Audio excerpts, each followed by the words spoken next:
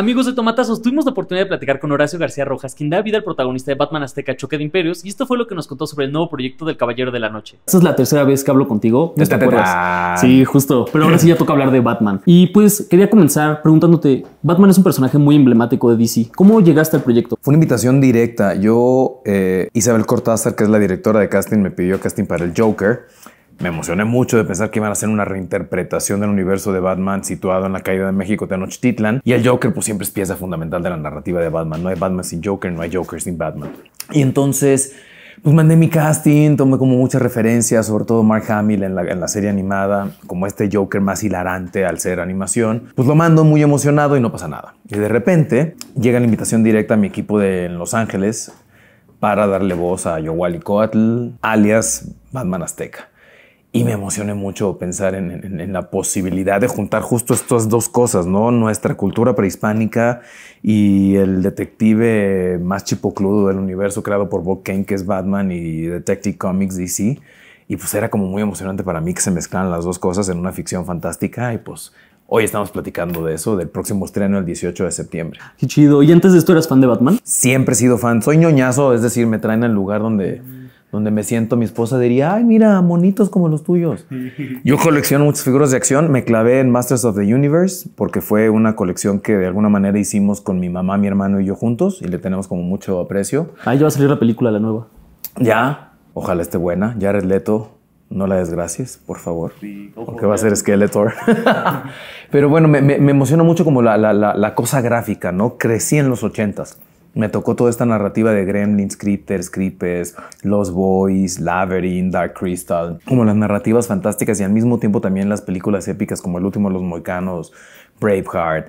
Entonces son universos que a mí me llamaban mucho la atención y que me ayudaron a tomar la decisión de querer contar historias. Entonces, cuando se mezclaron estas dos cosas, dos universos que sí me prenden mucho, el universo geek, nerdo, un personaje tan impactante como lo es Batman, dentro de la cultura prehispánica, pues yo era muy feliz y agradecía al niño interno que me ha mantenido pues activo, vivo, sonriente, queriendo contar historias y sobre todo dejándome todavía sorprender por las cosas que la vida nos puede dar. Qué chido. Y entonces, ¿cómo te sientes con esto? O sea, que tu nombre ya se asocie con Batman, eso ya está muy, muy cañón. Y que además es el primer Batman, según tengo entendido, que no está relacionado con la familia Wayne, es decir, no es una reinterpretación del mito de Batman a partir de Bruce Wayne y nadie de la familia Wayne. Es totalmente diferente. Este es Quetzalcóatl. Y pues sí, ya de alguna manera ya formo parte de los Batmans originales dentro de la historia del personaje, porque la voz original se hizo en español. Y grabamos de manera tradicional, grabamos primero voces y después comenzó el equipo de animación a trabajar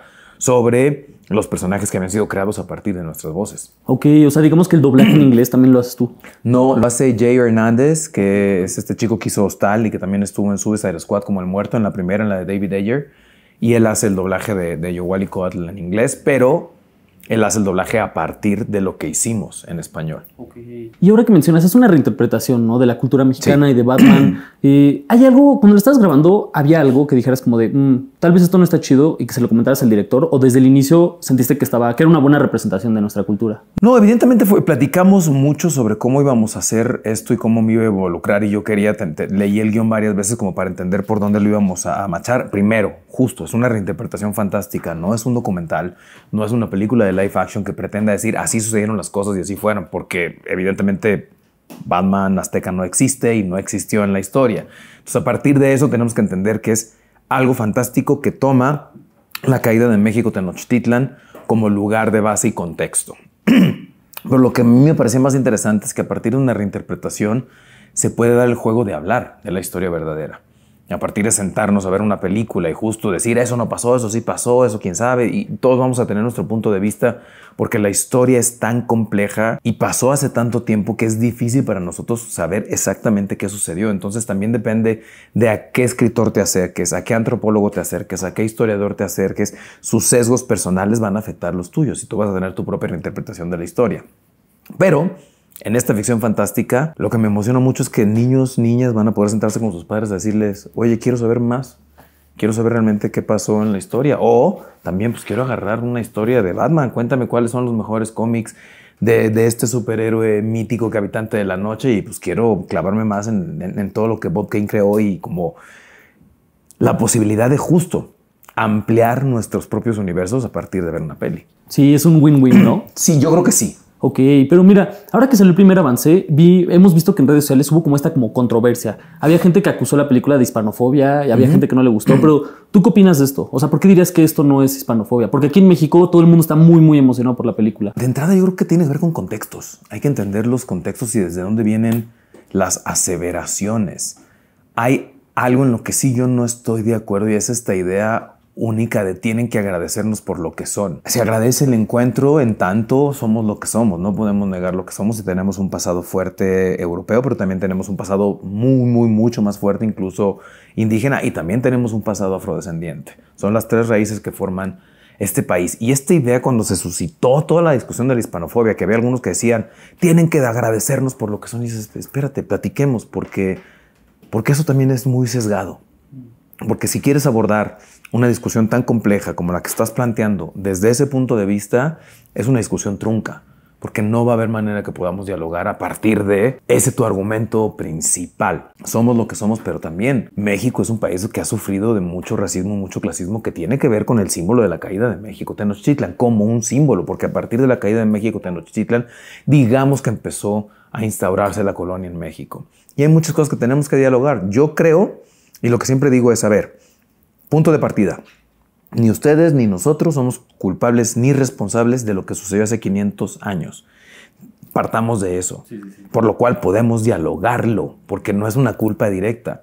Pero sí tenemos que estar conscientes de que cosas que pasaron en el pasado de una u otra manera siguen afectando más a los que habitamos estos territorios y que vivimos los contextos día a día. México y España tienen una relación de muchos años muy estrecha y muy amorosa. Digamos que cuando las cosas se pusieron muy turbias en España, muchos españoles vinieron aquí y tenemos grandes influencias artísticas de muchas personas que tuvieron que brincar el otro lado del mar para poder tener una vida y aquí se les dio. Entonces eso abre también una relación de mucho amor entre los dos países, pero dialoguemos del pasado. Exacto. Y dialoguemos de la cosa que juntos tenemos que desmitificar y que también tenemos que sanar. Entonces me parece que si una película de Batman está haciendo eso, pues yo creo que ya ganamos. Estamos dialogando de cosas que teníamos que dialogar. Me late, está chido porque sí está abriendo como el diálogo. Sí. Totalmente. Y ahorita regresando un poquito a esto de la película, ¿cómo fue construir un Batman desde la cosmovisión mexicana? ¿Qué elementos clásicos del mito de Batman se mantuvieron y cuáles dijeron él? El principal es la pérdida. Es el Batman a partir del dolor y la venganza.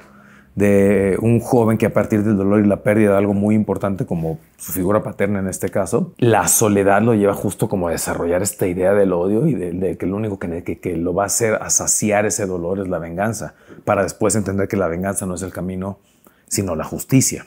Okay. Y dentro de esta cosmovisión mexica está el dios Tzinacan, y de alguna manera pues es este habitante de la noche, el dios murciélago que él lo toma como cobijo. Y también esta cosa, sobre todo el Robert Pattinson en la última película de Batman de Matt Reeves, se habla un poco más de eso como la idea del miedo. Sí. De este personaje que necesita en la noche y necesita el personaje para que el miedo se traslade del lugar. Aquellos que eran los que provocaban miedo ante la presencia de Batman son ahora los que tienen miedo. Okay. Entonces él también toma al dios murciélago como de alguna manera su referente para justo habitar la noche y provocar miedo. Okay. Y es el mito de Batman, ¿no? Es como muy divertido porque creo que Batman es un personaje que pega tanto con la banda porque es el único humano, no es metahumano. Bueno, en el universo de DC no son mutantes, son metahumanos, aquellos que tienen poderes. Exacto. No es metahumano, es un humano común y corriente, pero aún así es el líder de la Liga de la Justicia. Sí, el que más se rifa. Siendo el más vulnerable de todos y es el que más se rifa. Y tiene una idea, bueno, tiene un superpoder que es ¿cómo se llama? El superpoder, ¿cómo se dice? El superpoder adquisitivo. Que es un gran superpoder. Tiene el poder adquisitivo a todo lo que da. Pero justo es un hombre que teniéndolo todo, pues está vacío. Okay. Y la justicia es como lo único que lo alimenta. Pero y al mismo tiempo es el más vulnerable de toda la Liga de la Justicia. Y en muchos cómics, en muchas sagas, es el líder incluso por encima del hombre que lo es todopoderoso que es Superman. Y eso yo creo que hace a Batman un personaje muy divertido, muy interesante, y que cuando lo trasladamos a un Batman de piel morena, pues también es decirle a los chavitos y a las chavitas, tú puedes ser un superhéroe, tú eres un héroe, en tu día a día lo eres, y tu piel y lo que tú representas y la imagen que el espejo te da está bien y está chido y es hermosa. Y creo que también son mensajes que necesitamos, y que son importantes. Sí, totalmente, y más como con la situación actual, ¿no? Sí, justo estamos en lo que está pasando en Estados Unidos, nos está recordando en dónde está la identidad y el arraigo. Exacto. Y hay que protegerlo. Creo que justo México fue un país, y América en general, fue un país que siempre volteaba hacia afuera. Querían hablar en una gran ciudad y entonces hablaban de la arquitectura francesa. Querías hablar de una gran gastronomía y hablabas de la gastronomía justo también francesa o de otro país. Hablabas de la cultura y hablabas de las culturas de otros países. Y dejamos de voltear a lo nuestro. Y hoy en día que estamos reapropiándonos de nuestra pluriculturalidad, de nuestras 69 lenguas vivas, de aquellos que mantienen las lenguas vivas, pues justo estamos encontrando la magia de este país otra vez. Una magia que siempre ha estado, pero la estamos redescubriendo muchos mexicanos. Y eso a mí me parece que es muy poderoso y es muy bonito, porque eso nos va a llevar a entender el país tan chido que tenemos y nos va a llevar a protegerlo, a cuidarlo y a hacer las demandas necesarias a los que ostentan el poder en lo general. Ok, está chido porque justo ahorita se vienen estrenos de México como Frankelda. Soy Frankelda, sí. El primer largometraje mexicano, está muy chido. Oye, que también es de HBO, que también sí, viene de la mano de una serie de animación. A mí me parece, y justo todo lo que ha hecho Guillermo del Toro por apoyar la animación mexicana.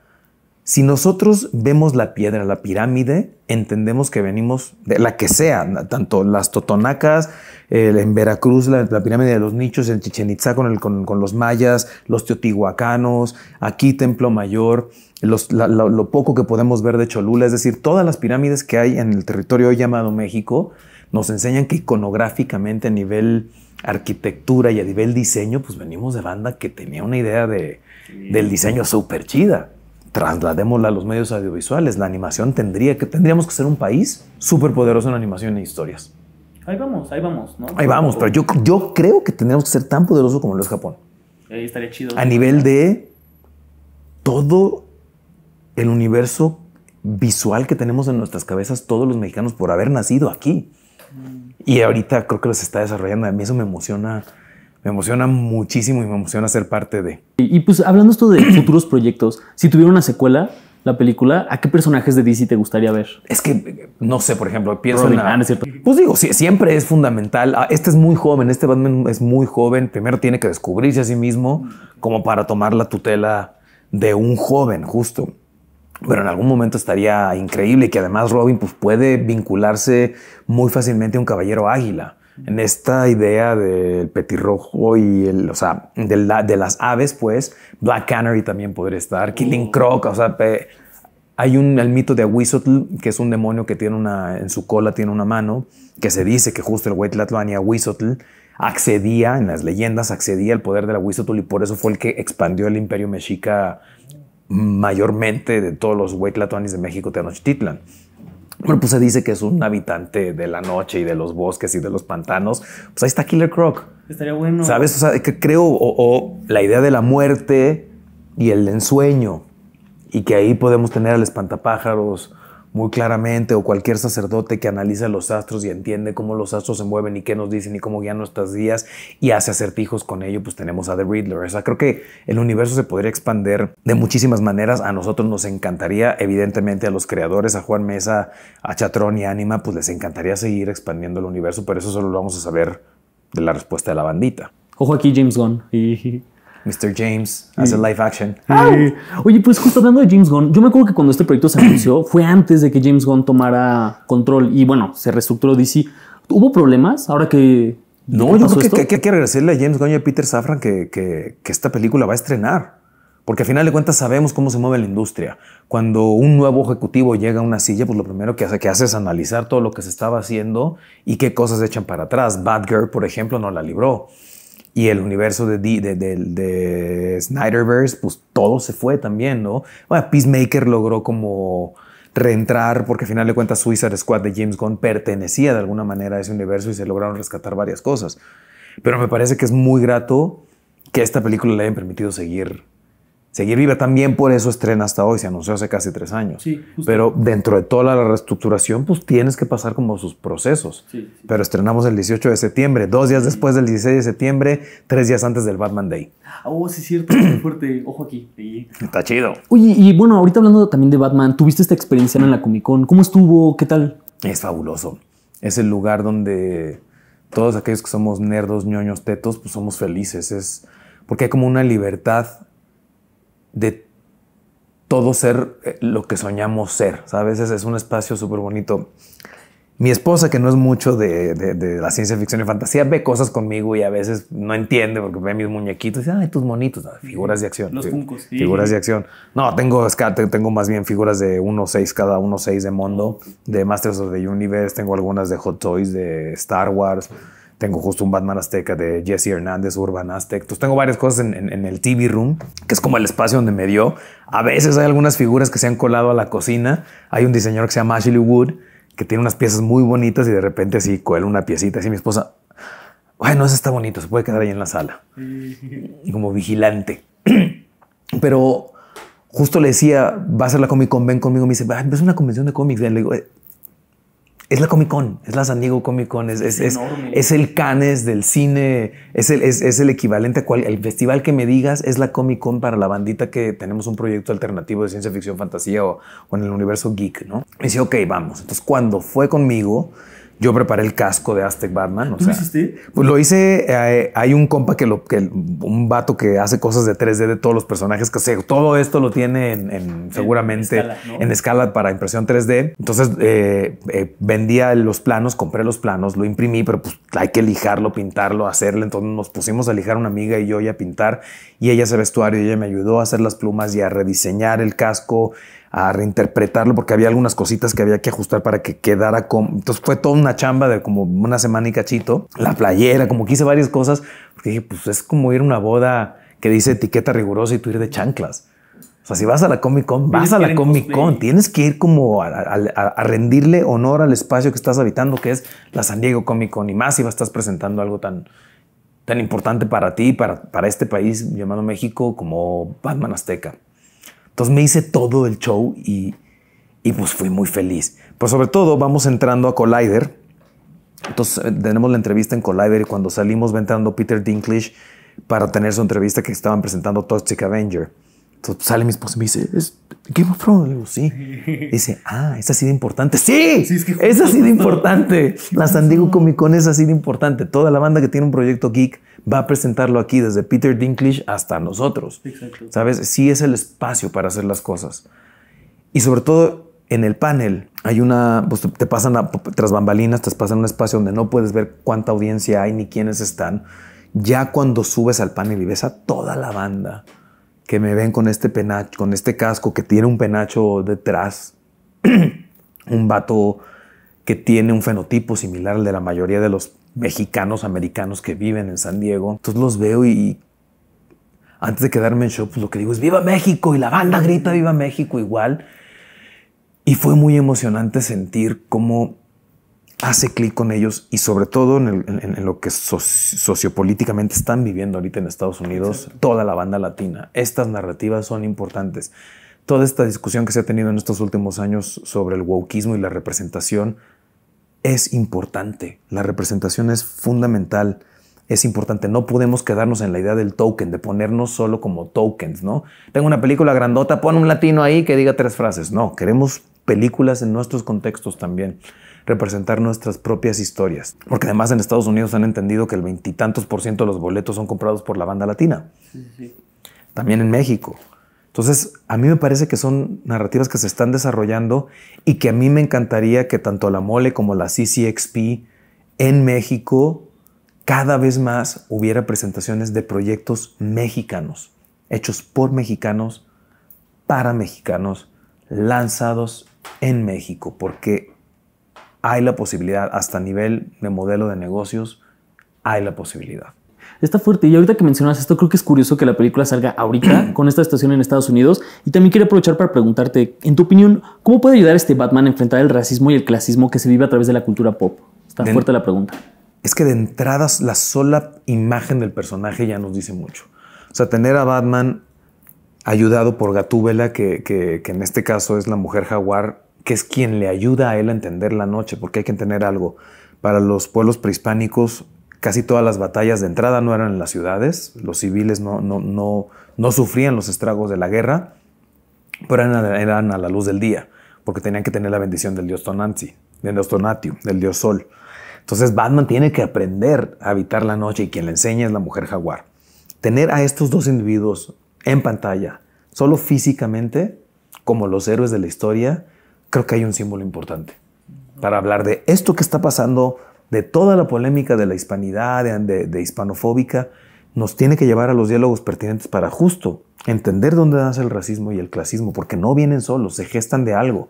Hace más de 500 años nos dividieron en un sistema de castas que, de acuerdo a nuestra procedencia, herencia y color de piel, nos dividían del más valioso al menos valioso, siendo los más valiosos los blancos que venían del otro lado del mar. Y es algo que todavía en la actualidad... Y de alguna manera seguimos batallándolo. Entonces, cuando hablamos de estos temas, no es una pugna de por ser lo que tú eres, yo te odio. No tiene que ver con odios, tiene que ver con generar un piso parejo y que en un futuro todas las chavitas y los chavitos puedan soñarse igual y que tengan las mismas posibilidades y que la banda que ya tenemos privilegios, pues utilicemos esos privilegios para abrir más puertas y no se quede todo en los nichitos de privilegiados que ha pasado toda la vida. Entonces, simplemente tener un héroe que habita, camina en México, Tenochtitlan, viva, llena de color, donde toda la banda está bien pisada, bien plantada y puedes entender un poco, decir, mi pasado indígena, también me tengo que sentir orgulloso de él. Exacto. Y me voy a ver al espejo y voy a decir, todo está bien. Todo está bien. Entonces, cuando alguien te diga algo, te quiere ofender por tu procedencia, tú le digas, no hay ofensa ahí. Que me digas indio, no hay ofensa. Exacto. No hay ofensa. Y de alguna manera vamos desmitificando y quitándole poder a estas palabras. Oye, amigo, y si tuvieras que escribir esta experiencia de ver esta película en 3 palabras para animar a la gente a ir al cine, ¿cómo sería? Yo diría poderosa, mágica y sanadora. También estreno ahora en el festival Short México. Voy a estrenar mi cortometraje Nosotros, que está basado en este cómic. Primero lo hice un cómic, luego lo hice un cortometraje y justo es hablar de la identidad de nosotros, que sabemos que tenemos una historia que no nos fue contada porque los que la podían contar fueron obligados a olvidar, que es la gran mayoría de nuestros antepasados y ancestros en estos territorios llamados hoy América. Y amigos de Tomatazos, les quiero hacer una fuerte invitación este 18 de septiembre. Vean Batman Azteca en cines y si no lo alcanzan en cines, espérenla después en HBO Max. DC Comics, Anime Studios, Chatron y Warner Media nos han traído esta peli chula del Caballero de la Noche en el contexto de la caída de México Tenochtitlan. Batman Azteca, un Batman mexa.